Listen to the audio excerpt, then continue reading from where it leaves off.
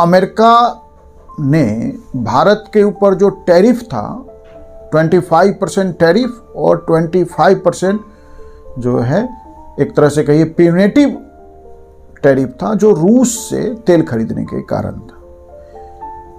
तो रूस से हमने तेल खरीदना कम कर दिया और अमेरिका ने टैरिफ जो रशियन तेल खरीदने का टैरिफ था वो विड्रॉ किया और जो 25 था उससे घटा के 18 कर दिया। मतलब इफेक्टिव टैरिफ 50% से घटकर 18 आ गया।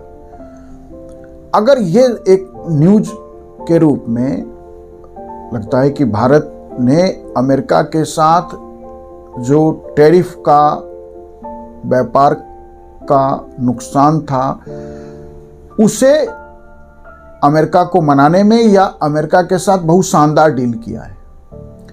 लेकिन जब तक आप इस टैरिफ को घटाने की जो पूरी प्रक्रिया और उससे संबंधित जो सारा घटनाक्रम है उसको यदि समझना है तो आप अमेरिकन प्रेसिडेंट का जो ट्वीट है, जिस ट्वीट से उन्होंने ये टैरिफ घटा के 18% किया, उस ट्वीट में दो बातें यह भी कही गई है कि भारत अमेरिका से जो इंपोर्ट करेगा उसमें टैरिफ 0% होगा, और दूसरी बात कि भारत रूस से तेल नहीं खरीदेगा। अब आप इन दोनों मुद्दों पे हम बात करें, आप देखें कि जब भारत आजाद हुआ था, भारत आर्थिक रूप से संघर्ष कर रहा था, विशाल कहिए ना समस्याएं थी, मैंने इतनी समस्याओं से देश घिरा हुआ था। और ऐसे में दुनिया के जो दो ब्लॉक्स थे, अमेरिकन ब्लॉक्स या नाटो ब्लॉक कह लीजिए, और दूसरे तरफ यूएसएसआर का ब्लॉक, पूर्व सोवियत संघ का ब्लॉक, हमारे देश के उस समय जो लीडरशिप थी और खासकर जो हमारे लीडर कमांड लीडर थे जवाहरलाल नेहरू, उनका व्यक्तिगत झुकाव समाजवाद के तरफ था। फिर भी देश की विदेश नीति स्वतंत्र हो, इसलिए न भारत ने अमेरिका को ज्वाइन किया, न पूरी तरह हमने यूएसएसआर को ज्वाइन किया। झुकाव जरूर था सोवियत संघ के तरफ, और गुट निरपेक्षता का, नॉन अलाइंड का एक नया फॉर्मूला लेके आया भारत, और दुनिया को यह मैसेज दिया कि भारत आर्थिक रूप से कमजोर देश है, भारत में विशाल समस्याएं हैं, गरीबी, भुखमरी, अशिक्षा, स्वास्थ्य संबंधित सभी तरह की समस्याएं थी। देश आजाद हुआ था, सारे तरह से 200 वर्षों के ब्रिटिश शासनकाल में जो एक्सप्लॉयटेशन हुआ था वो समाज में वो पूरी तरह विजिबल था। लेकिन उस समय भी एक सॉवरेन कंट्री की विदेश नीति सॉवरेन होगी, यह भारत ने स्पष्टता सुनिश्चित किया। और आज रूस से हम तेल नहीं खरीदेंगे। अब आप सामान्य जीवन में सोच के देखिए कि यदि कोई आपका मजबूत साथी है, आपका करीबी है, और उसको कोई सूचना तीसरा दे कि जो तुम्हारा दोस्त है वो अब तुम्हारे साथ दोस्ती नहीं रखेगा क्योंकि मैं नहीं चाहता है, मतलब भारत रूस से तेल नहीं खरीदेगा। अच्छी बात है, भारत रूस से तेल नहीं खरीदेगा। भारत को किससे तेल खरीदना है ये भारत को तय करने का अधिकार है, लेकिन भारत किससे तेल खरीदेगा ये भारत ने तय नहीं किया, ये अमेरिका ने तय किया। और आप सोचिए कि सोवियत संघ और बाद में उसका उत्तराधिकारी देश रूस, जो हमारा इतना मजबूत एलाई है और टेस्टेड एंड ट्रस्टेड एलाई है, हर मौके पर उसने जिस तरह से भारत का साथ निभाया है, मजबूती के साथ भारत को समर्थन दिया है, उस रूस को कैसा लगा होगा इस ट्वीट के बाद कि रूस से भारत तेल नहीं खरीदेगा। ये भारत सीधे यदि तय करता कि हमें रूस जो डिस्काउंटेड तेल देता था अब नहीं दे रहा, और हमारी ज़रूरतें रूस के ऊपर उतनी डिपेंड नहीं रहनी चाहिए, या कोई भी रीजन, और इसलिए हम रूस से तेल कम कर रहे हैं खरीदना, लेकिन रूस से तेल हम कम इसलिए खरीदेंगे क्योंकि अमेरिका चाहता है। तो आप सोच के देखिए कि रूस क्या भारत का एलाई रह पाएगा, नंबर 1। दूसरी बात कि यदि कोई देश का अपना स्टैंड नहीं हो, जो देश अपनी सॉवरेनिटी की रक्षा नहीं कर सकता है, वो किसी मजबूत का साथी कैसे हो सकता है? रूस कभी किसी मुसीबत में भारत के साथ क्यों खड़ा होगा, कि या क्यों खड़ा होना चाहिए? सोच के देखिए, क्यों खड़ा होना चाहिए? नहीं होना चाहिए ना।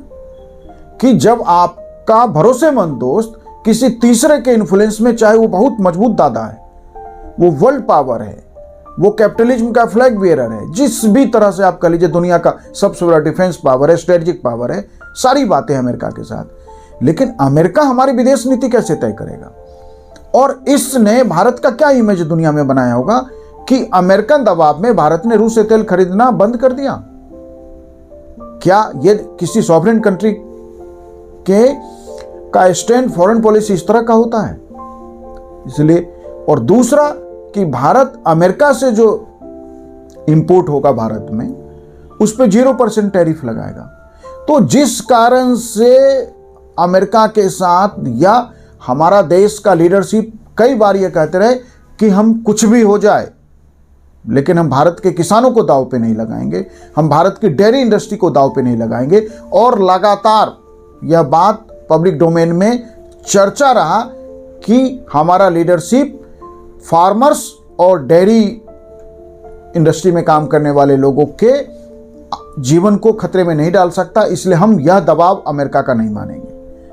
अब आप जब टैरिफ वहाँ 0 कर देंगे तो इसका मतलब है कि इनडायरेक्टली जो अमेरिका चाहता था कि भारत अपना एग्रीकल्चर सेक्टर खोले अमेरिका के लिए और भारत अपना डेयरी इंडस्ट्री खोले अमेरिका के लिए, तो आपने तो ये कर दिया। अब आप सोच के देखिए कि एग्रीकल्चर सेक्टर भारत में की इकोनॉमी में, जीडीपी में यदि कंट्रीब्यूशन के पॉइंट ऑफ व्यू से देखेंगे तो 20% से नीचे है उसका कंट्रीब्यूशन, लेकिन भारत की पूरी अर्थव्यवस्था का बैकबोन एग्रीकल्चर है। इस देश के मार्केट में जो डिमांड पैदा होता है, इस देश की पूरी जो जीडीपी का जो साइकिल है, जो उसका पहिया है, जो घूमता है ना, वो घूमता है कृषि एग्रीकल्चर सेक्टर। जिस साल हमारा एग्रीकल्चर सेक्टर का ग्रोथ अच्छा रहता है, भारतीय बाजारों में मांग में जबरदस्त वृद्धि देखी गई है और ये फैक्ट है। अब आप सोचिए कि अमेरिका में फार्मिंग कॉर्पोरेट फार्मिंग है, भारत में फार्मिंग सर्वाइवल फार्मिंग है। सर्वाइवल फार्मिंग पे हम यहाँ बात नहीं करना चाहते, लेकिन ये आप समझ सकते हैं कि कॉर्पोरेट फार्मिंग कभी जो है जब चाहे सर्वाइवल फार्मिंग को निपटा सकती है। तो भारतीय किसानों का, यदि हम माने कि देश का सिर्फ 50% लोग एग्रीकल्चर पे डिपेंड है, तो वह संख्या भी अमेरिका की जनसंख्या से 3 गुनी होती है। 70 करोड़ एंड मोर देन लोग एग्रीकल्चर पे डिपेंड। क्या हम 70 करोड़ लोगों का जीवन दांव पे लगा सकते हैं, खतरे में डाल सकते हैं? और जब अमेरिका के सस्ते एग्रीकल्चर प्रोड्यूस भारतीय बाजारों में दस्तक देंगे तो क्या होगा भारतीय किसानों का? कैसे मुकाबला करेंगे हमारे किसान? हमारी डेयरी इंडस्ट्री, आप जानते हैं कि दुनिया के कई देश हैं जहां की डेयरी प्रोडक्ट इंपोर्ट करके मार्केट में जो है बिलो 40 रुपीज पे बेचा जा सकता है। कॉस्ट ऑफ पर लीटर जो है मिल्क प्रोडक्शन यही आता है उन देशों में। हमारे देश में किसान, जब अभी मार्केट का रेट मोर देन 65 है, तब भी हमारे किसानों को 40 रुपीज से नीचे क्या कीमत मिलता है? और बाकी सारा जो मिडिल मैन है, जो भी किसानों से दूध खरीदने से लेके, प्रोसेसिंग से लेके, उससे बाई प्रोडक्ट बनाने से लेके, या किसी भी तरह का प्रोडक्ट बनाने वाले जो हैं, मैक्सिमम प्रॉफिट वो रखते हैं। अब जब भारतीय बाजारों में अमेरिका का 40 रुपीज यहाँ कॉस्ट जो है, सारे जो है ट्रांसपोर्टेशन वगैरह के बाद बिलो 40 में अमेरिकन यदि मिल्क कंपनी भारत में मार्केटिंग शुरू कर दे 40 रुपीज से नीचे, क्या होगा हमारी इंडस्ट्री का? हमारे अमूल का क्या होगा, जो देश का सबसे बड़ा कोऑपरेटिव इंडस्ट्री है? हम जानते हैं क्या होगा उनका। तो सवाल यह है कि यह जो डील है इंडिया के फेवर में है, भारत को इसका कितना लाभ हुआ? यदि इसको देखें तो हमने स्वतंत्र विदेश नीति हम नहीं रखते। हम सॉवरेंटी को, अपने इंडिपेंडेंस को हम प्रेशर में कंप्रोमाइज कर सकते हैं, हम सरेंडर कर सकते हैं। यह जो डील है, यह जो टैरिफ घटाना है, यह भारत के अर्थव्यवस्था को, भारत के किसानों को, भारत के मिल्क प्रोड्यूसर्स को खतरे में डालेगा। निश्चित रूप से एक्सपोर्ट को बल मिलेगा, फिशिंग इंडस्ट्रीज को, फुटवेयर इंडस्ट्रीज को, आईटी सेक्टर को, जेम्स एंड ज्वेलरीज को निश्चित रूप से मिलेगा फायदा। लेकिन इस बात को या तो पूरी तरह स्पष्ट होना चाहिए कि जो ट्रंप का ये ट्वीट है कि भारतीय अर्थव्यवस्था हमारे प्रोडक्शन पे, हमारे इंपोर्ट पे 0% जो है शून्य दर पे टैरिफ लगाएगी, मतलब कोई टैरिफ नहीं होगा। वह एग्रीकल्चर सेक्टर में, डेयरी इंडस्ट्री में लागू नहीं होगा, क्योंकि इस तरह का कोई क्लियरिफिकेशन हमारी सरकार की ओर से नहीं आया है। देश को इंतजार है इस क्लियरिफिकेशन का, और यदि यह सेक्टर शामिल है तो ये बहुत दुखद है भारत के अर्थव्यवस्था के लिए भी, भारत के कॉमन मैन के लिए भी। Thank you.